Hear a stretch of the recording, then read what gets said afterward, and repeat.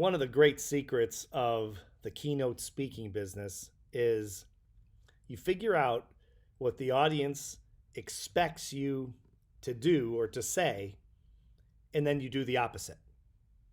For example, you probably didn't expect me to have a motorcycle helmet on. You're probably wondering why I'm wearing this motorcycle helmet, just to do a blog post. Well, I'll tell you why. I have a date later today with Amber Heard, and I thought, it's a pretty good helmet. It's a Bell helmet, as you can see, and just in case she gets nasty, I got the helmet. So, so that's a stupid example of this concept, but it's also accurate. Whatever the audience expects you to do. So if the audience expects you to do one thing, you go the other way.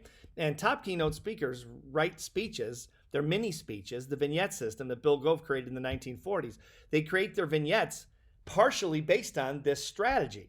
Okay, I give an example. One time I was speaking with Bob Proctor in Atlanta, maybe 10 years ago, and we had a pretty big crowd there. And my wife Dawn and I were in the back at a round table when Bob, around in the back the hall.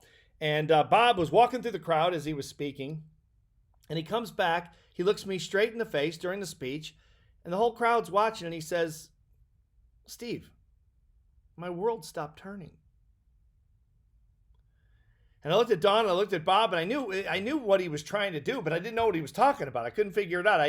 This is a technique. And I watched him do that for 25 years, and I've used them, and so many great speakers over the years have kind of perfected this technique, and they use this technique of thinking about what the audience doesn't expect you to do. They don't expect you to have a personal one-on-one conversation about something that has nothing to do with the speech. But Bob did. He says, "My world stopped turning." Well, the long story short of it was, a few years back, I was in Palm Springs giving a speech for GlaxoSmithKline, and I went to a gift shop there, and I bought Bob this little spinning globe. It looked like it was just spinning in the air, and it was just a cool little science thing, little science project kind of a thing.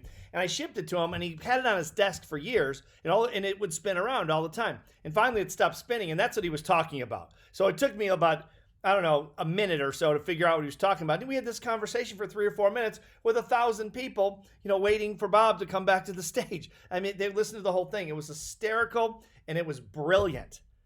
Do what they don't expect you to do. What happens as a result? You grab their attention, which is the single hardest thing to do, is grab their attention and keep their attention as a keynote speaker. Content is easy, and content is everywhere, including Google. But performance and entertainment as a speaker, that's something different, and this is part of that equation. So something to implement into your strategy. Thanks for watching. See you next time.